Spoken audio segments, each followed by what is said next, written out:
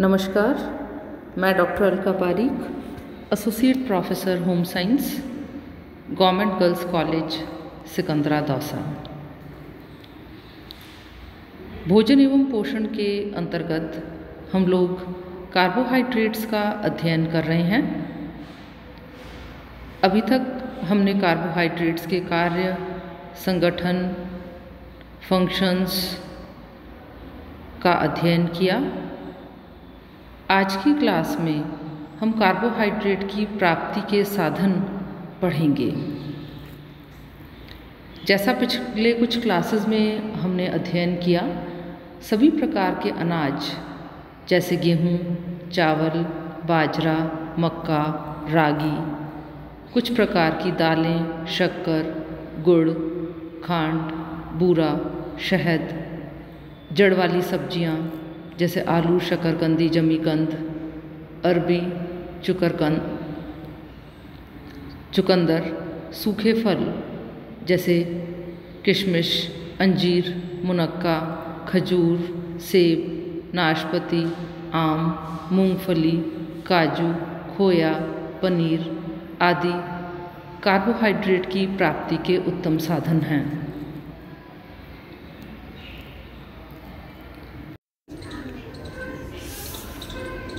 सबसे अधिक कार्बोहाइड्रेट 99.4% शर्करा से मिलती है। इसके अलावा गुड़ से 95%, शहद से 79%, हरे चने से 59.9%, चावल से 78%, गेहूं के आटे से 69%, मैदा से 71% और इसके अलावा जितने भी फ्रूट्स और वेजिटेबल्स हैं इनसे 24 से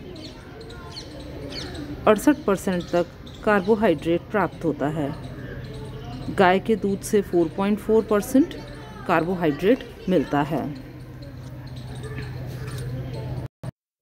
अगर हम देखें कि glucose, fructose, maltose, glycogen, cellulose हमें कैसे प्राप्त होता है, तो यह ज्ञात होता है कि फ्रूट्स, हनी, कॉर्न सिरप, इनसे हमें ग्लूकोज की प्राप्ति होती है।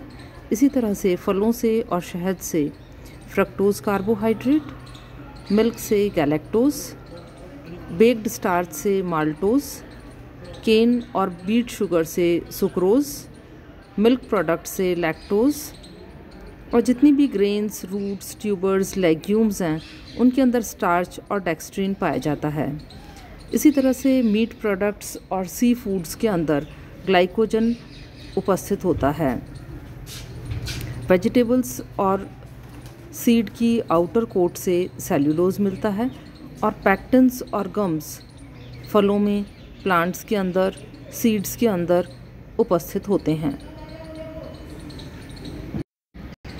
अब हम अध्ययन करेंगे RDA ऑफ कार्बोहाइड्रेट्स का, recommended dietary allowances of carbohydrates, यानी हमें प्रतिदिन कितना कार्बोहाइड्रेट लेना चाहिए कि ना तो उसकी अधिकता हो और ना ही उसकी कमी हो।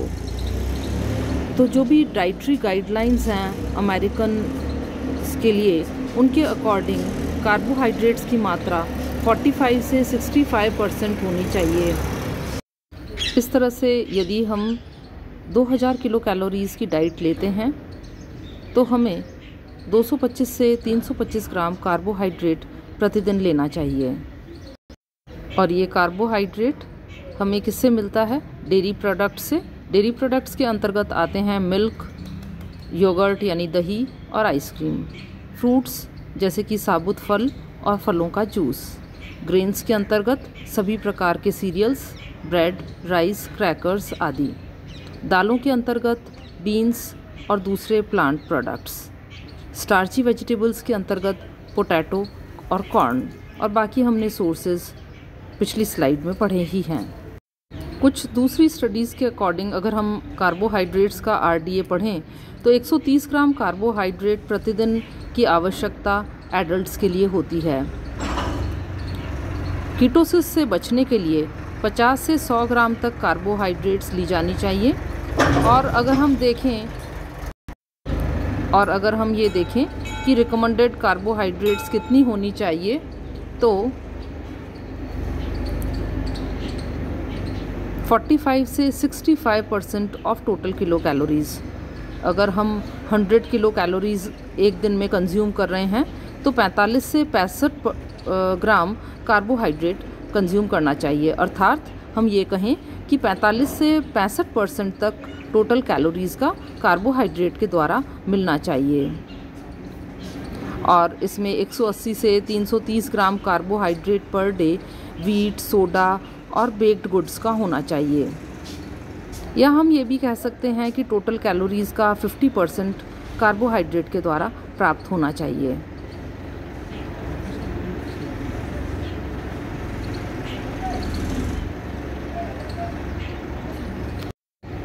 पिछली कक्षाओं में हमने ये भी पढ़ा कि हमें फ़ाइबर अधिक मात्रा में लेना चाहिए।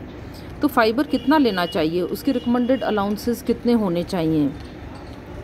विमेन के लिए 25 ग्राम प्रतिदिन और मैन के लिए 38 ग्राम्स पर डे कार्बोहाइड्रेट लिया जाना चाहिए।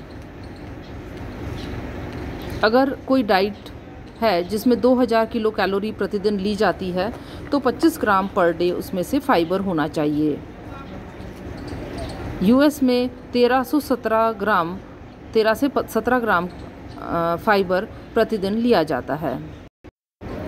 यदि कार्बोहाइड्रेट की मात्रा जितनी ली जानी चाहिए दैनिक आहार में उससे कम ली जाती है तो शरीर की वृद्धि और विकास अवरुद्ध हो जाते हैं।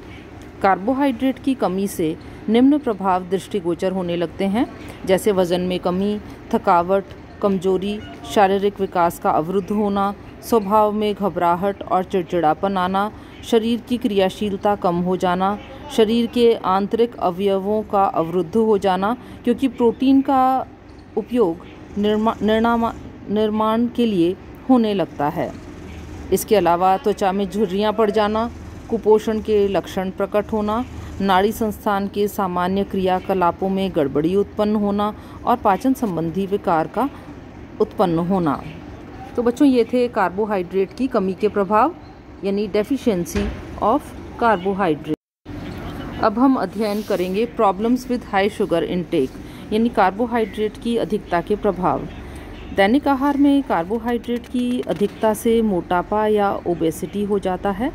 मोटापे से शरीर की स्फूर्ति जाती रहती है, काम करने की क्षमता कम हो जाती है और थोड़ा दूर पैदल चलने पर ही सांस फूलने लगता है।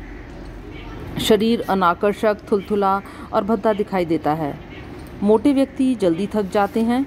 इतना ही नहीं, मोटापा कई भयंकर बीमारियों की जड़ है, जैसे कि हृदय रोग यानी कि हार्ट डिजीज़, मधुमेह या डायबिटीज़, कीटोसिस आदि। अंग्रेज़ी में एक कहावत है, longer the belt shorter the life, अर्थात जितना अधिक कमर का आकार होगा उतना ही लाइफ स्पैन कम होगा। भोजन में अत्यधिक कार्बोहाइड्रेट के सेवन से अधिक ग्लूकोज का निर्माण होता है। आवश्यकता से अधिक ग्लूकोज ग्लाइकोजन में परिवर्तित होकर यकृत में जमा हो जाता है, लेकिन यकृत में ग्लाइकोजन संग्रहित करने की क्षमता 100 से 200 ग्राम तक ही होती है। इससे अधिक ग्लाइकोजन वसा में परिवर्तित होकर त्वचा के नीचे मांसपेशियों में जमा होने लगता है, जिससे मोटापा बढ़ जाता है। आहार में अधिक कार्बोहाइड्रेट के सेवन से भोजन पचता नहीं है और अपच की शिकायत हो जाती है। भोजन शर्करा, गुड़, मिठाई या चॉकलेट के अधिक सेवन से दांत सड़ने लगते हैं, क्योंकि इनके कुछ अंश दांतों पर चिपक जाते हैं, जिससे इन पर जीवाणु पनप जाते हैं। ये जीवाणु शर्करा के संपर्क में आकर क्रिया करते हैं और अम्ल पैदा करते हैं। इस अम्ल के प्रभाव से दांतों में के एनिमल नष्ट हो जाते हैं और डेंटल कैरीज भी हो जाती है। अत्यधिक कार्बोहाइड्रेट के सेवन से अधिक ग्लूकोज का निर्माण होता है, परंतु रक्त में ग्लूकोज संग्रह की क्षमता सिर्फ 80 मिलीग्राम से 100 ml तक ही होती है। शेष ग्लूकोज या तो ग्लाइकोजन में परिवर्तित होकर निर्धारित अंगों जैसे कि यकृत और मांसपेशियों में चला जाता है, या फिर ग्लाइकोजन नहीं बनने की दशा में मूत्र के साथ ही उत्सर्जित हो जाता है, जो मधुमेह या डायबिटीज़ के लक्षण दिखाई देते हैं। कार्बोहाइड्रेट की अधिकता से अग्नाशय या पैनक्रियाज को अधिक काम करना पड़ता है। अग्नाशय में उपस्थित लैंगरहैंस की द्वीपिकाएं यानी आइलेट्स ऑफ लैंगरहैंस से इंसुलिन नामक हार्मोन निकलने लगता है। यही हार्मोन ग्लूकोज को ग्लाइकोजन में बदलने में सहायक होता है। इंसुलिन हार्मोन के निरंतर सिक्रीशन के लिए अग्नाशय पर अधिक बोझ पड़ता है और इसमें वांछित मात्रा में इंसुलिन पैदा करने की क्षमता नष्ट हो जाती है, जिसके कारण रक्त में ग्लूकोज की मात्रा निर्धारित मात्रा से अधिक रहती है, जो मूत्र के माध्यम से शरीर के बाहर निकलने लगता है। मूत्र के द्वारा ग्लूकोज का बाहर निकलना ही मधुमेह या ग्लाइकोज़यूरिया कहलाता है, या हम शॉर्ट में कह सकते हैं कि कार्बोहाइड्रेट के अधिक सेवन से डायबिटीज़ मेलाइटस हो जाती है, जिसमें कि ग्लाइकोज़यूरिया हो जाता है, क्योंकि ग्लूकोज की संग्रह की क्षमता ब्लड में 80 मिलीग्राम पर 100 ml होती है। इससे अधिक जब ग्लूकोज लिया जाता है और उसके लिए इंसुलिन नहीं होता तो यह अधिक ग्लूकोज यूरिन के अंदर निकलने लगता है और इसे ही हम डायबिटीज़ मेलाइटस कहते हैं। तो इसीलिए कहा जाता है अति सर्वत्र वर्जित, यानी excess of everything is bad. अगर अधिक मात्रा में कार्बोहाइड्रेट लिए जाते हैं तो ये सभी बीमारियां देखी जाती हैं।